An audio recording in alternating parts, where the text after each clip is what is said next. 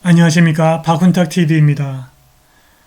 미국 정부가 시민의 자유를 공격했습니다. 영국의 엉터리 첩보 기술이 우크라이나전의 확전을 노리고 있습니다.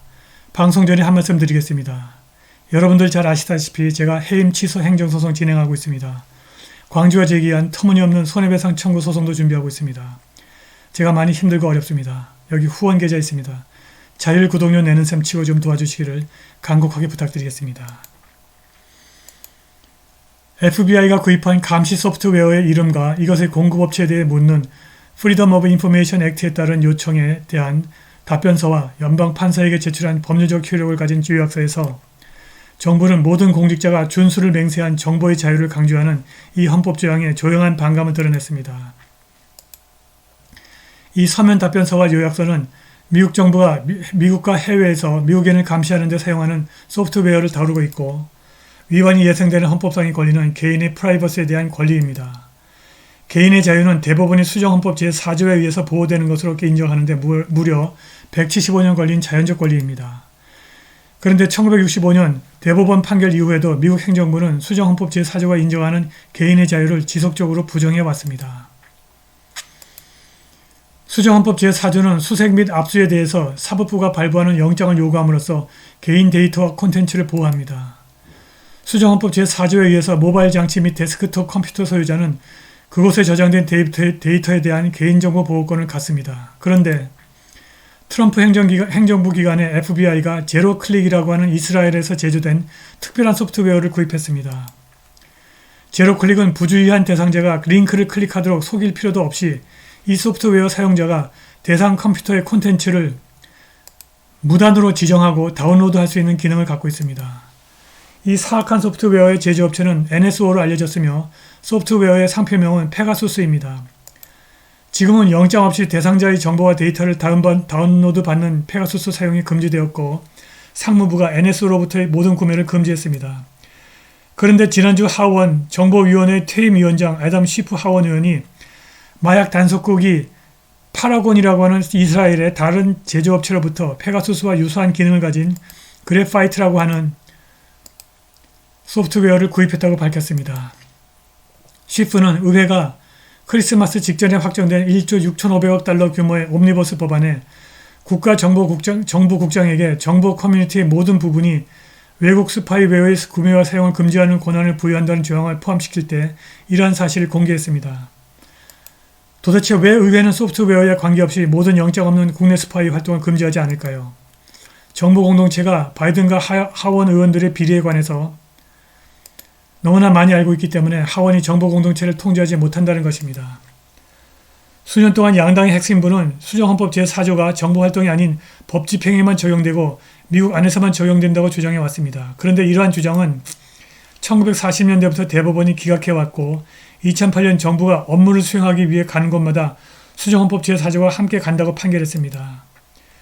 대상자가 클릭을 하지 않아도 대상자의 컴퓨터와 스마트폰에서 정보와 데이터를 빼낼 수 있는 소프트웨어가 있다면 그것의 사용을 원천적으로 차단할 수 있는 방법은 사실상 없다고 봐야 됩니다. 끝없이 심화되는 디지털 기술로부터 개인의 자유를 지키는 가장 확실한 방법은 아날로그로 일부 돌아가는 것입니다. 그래도 제로클릭과 그래파이트 같은 소프트웨어는 사람을 죽이지는 않습니다. 그런데 스마트폰의 위치를 추적하는 영국의 첩보 소프트웨어는 무고한 민간인을 죽일 수 있습니다. 유출된 파일에 따르면 아노말리6라고 하는 영국의 첩보회사가 우크라이나에서 케르치 다리 폭파와 다른 위험한 사보타지 작전을 위해서 영국군에게 도용한 정보를 제공했습니다.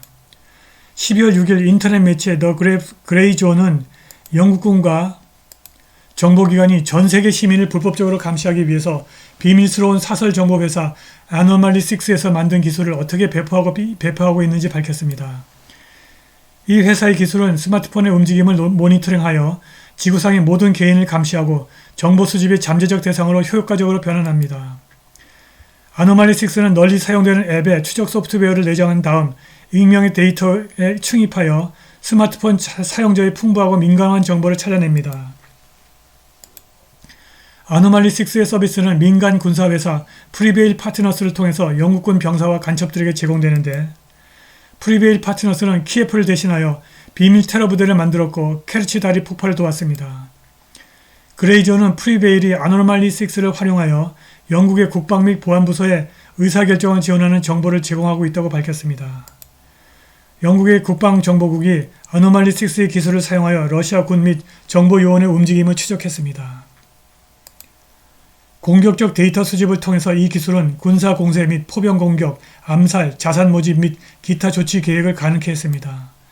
우크라이나 전쟁에서 아노말리 6의 기술이 특정 개인 및 인프라에 대한 일련의 표적 작전에 널리 사용되었다면 영국은 인도에 반하는 범죄에 해당하는 이러한 불안한 행동의 결과에 대해서 궁극적인 책임을 져야 합니다. 더 그레이존은 아노말리 6가 그것의 기술이 정확하다고 홍보했고 엄청난 양의 개인 데이터를 수집하고 무고한 개인을 국가안보 위험으로 위장했다고 보도했습니다.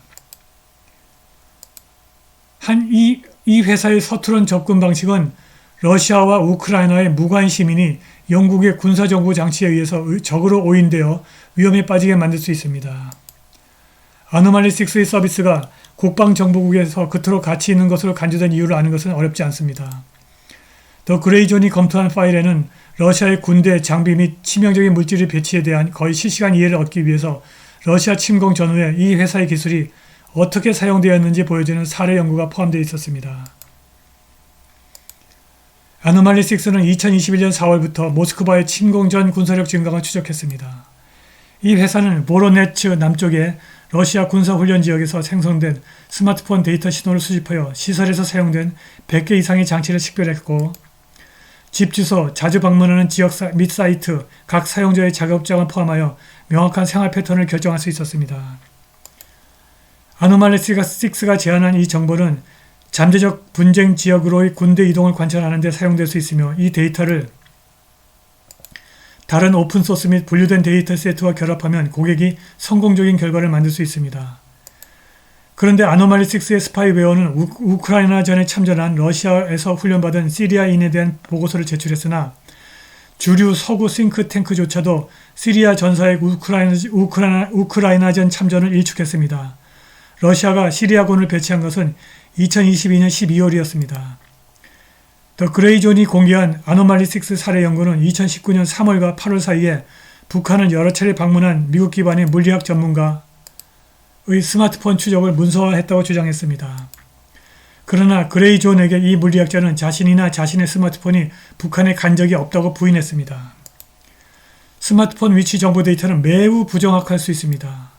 그럼에도 불구하고 영국은 우크라이나에서 아노말리 6와 프리베일을 통해서 수많은 암살과 폭파 작전을 감행했고 이 과정에서 무고한 민간인의 희생이 전혀 없었다는 보장은 어디에도 없습니다.